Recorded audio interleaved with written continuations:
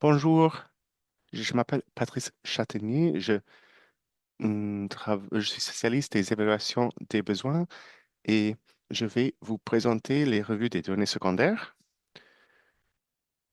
Sans trop rentrer dans les détails, un diapo s'il vous plaît,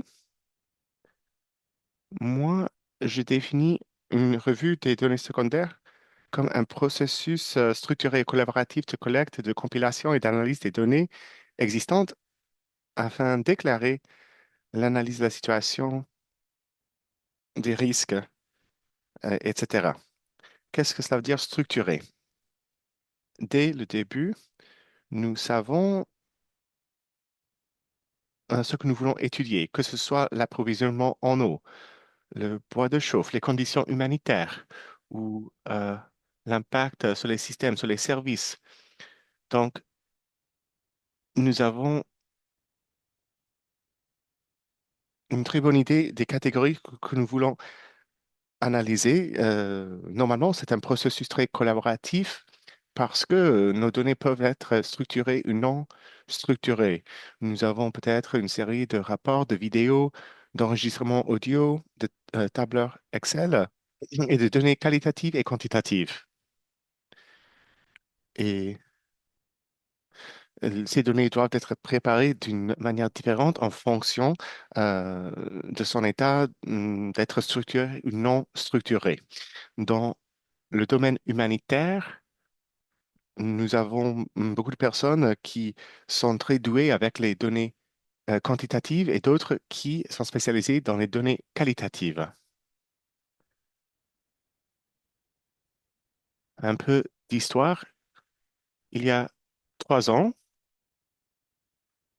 pour mener une telle analyse ou revue des données secondaires dans un contexte de crise, par exemple, il fallait une équipe de plus de 10 personnes.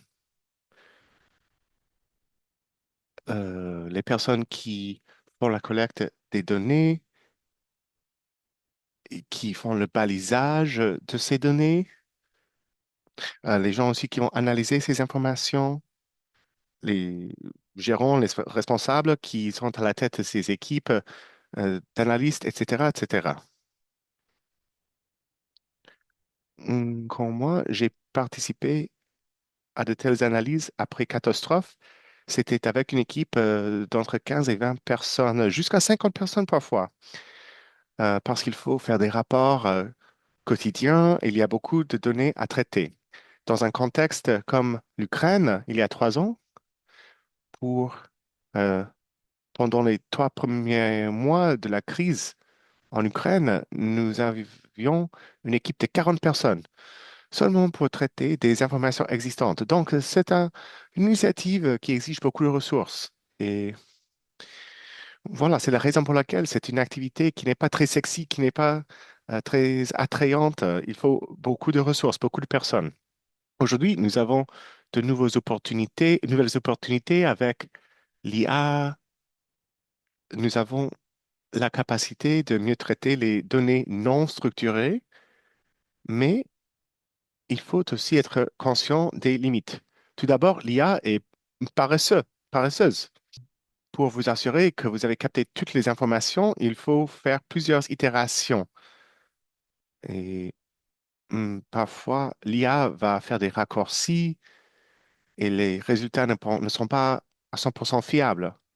Si vous demandez à l'IA de faire une analyse des pratiques d'hygiène, par exemple, avec un ensemble de données désagrégées en Syrie, et puis vous voulez ventiler ces données par genre ou par zone géographique, c'est trop pour un outil IA. Déjà, si on demande une analyse par gouvernorat en Syrie, c'est trop. Et si vous utilisez une version de base ou la version professionnelle ou même les versions avancées de l'outil IA, il va falloir beaucoup de crédits, appelés aussi tokens, qui ne sont pas gratuits. Donc, une activité qui était très difficile par le passé est devenue beaucoup plus facile et je vais vous montrer comment on peut faire cela. Vous avez besoin de quoi pour faire une bonne revue des données secondaires? Tout d'abord, il vous faut un cadre d'analyse et je vais vous montrer un exemple dans quelques instants. Peu importe le cadre lui-même, mais il faut plusieurs dimensions ou sous-dimensions et des piliers, des thématiques qui seront la base de votre analyse. Beaucoup de petits sujets et sous-sujets qui vont être analysés par l'IA. Ensuite, il faut un flux de travail.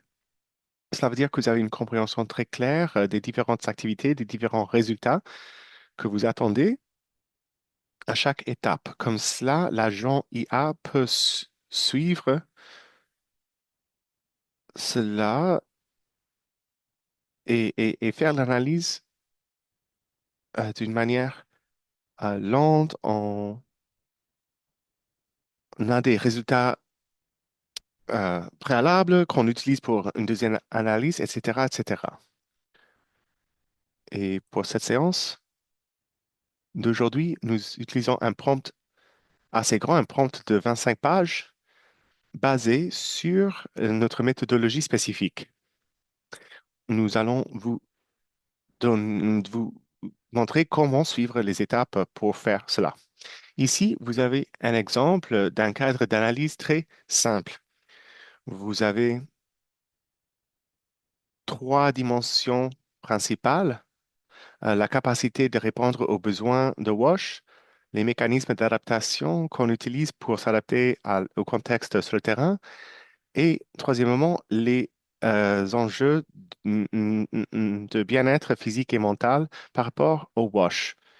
Et quand nous faisons notre analyse, nous pouvons comprendre ce qui se passe dans une zone géographique spécifique ou pour un groupe impacté spécifique en fonction de ses priorités clés. Donc, quand vous concevez un cadre d'analyse, il faut bien comprendre les différentes dimensions et sous-dimensions et il faut bien définir chaque dimension et sous-dimension. À droite, vous avez la définition de l'accessibilité à l'eau. En français, c'est en bas de la diapo. Il faut très bien définir ces définitions et sous-dimensions d'une façon très, très claire. Ça, c'est la première étape. Et maintenant, vous avez le flux de travail. C'est un exemple générique, assez simple, qu'on utilise souvent dans le secteur WASH, qui a été conçu pour appuyer une évaluation des besoins. Vous voyez les cinq étapes.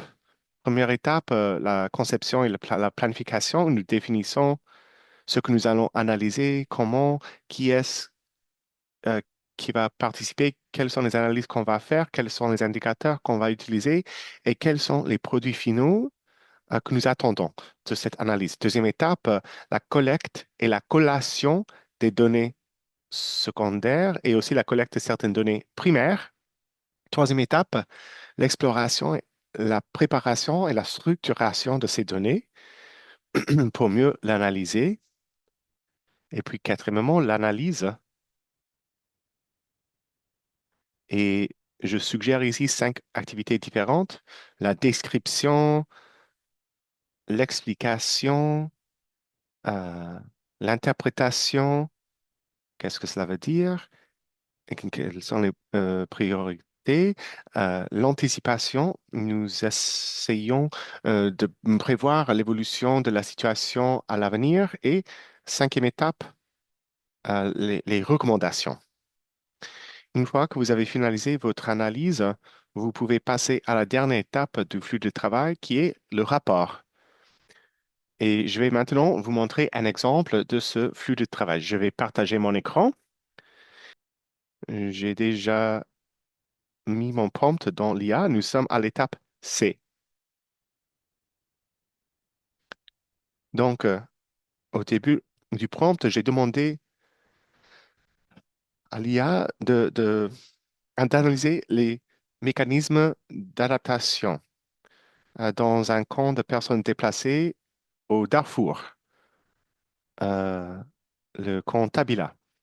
Et ici, vous avez la première étape, la planification et la conception. Et puis, l- nous avons la collecte des informations. Ici, vous avez l'étape B. On identifie les sources de données pertinentes les différents documents qui vont alimenter l'IA. Il y a les informations sur Tawila, l'approvisionnement en eau, les mécanismes d'adaptation. Et puis, dans la prochaine étape, l'étape C,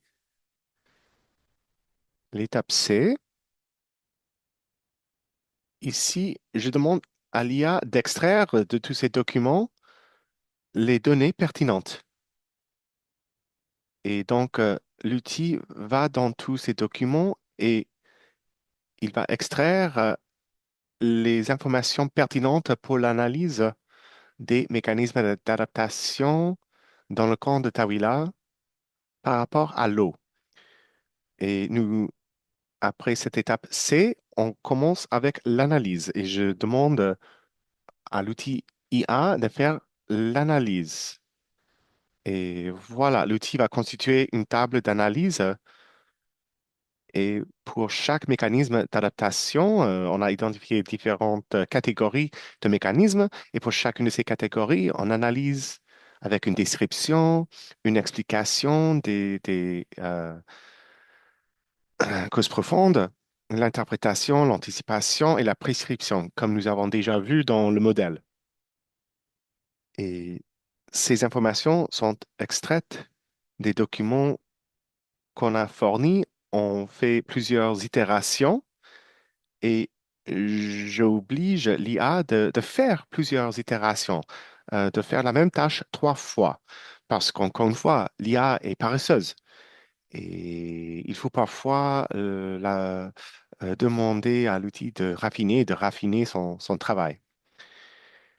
Et une fois que cette étape est complétée, nous pouvons passer hum, à la prochaine étape. Nous allons transférer ou transformer cette analyse dans un rapport facilement lisable avec les sources marquées. Et c'est ce que vous voyez se produire sur l'écran. Vous avez tous les différents sujets identifiés comme importants dans l'analyse. Donc, voilà. Et chaque agent IA va donner des résultats différents et vous allez tester cela quand nous faisons l'exercice et vous aurez l'occasion de jouer un peu avec l'outil. C'est tout pour moi pour le moment. Merci.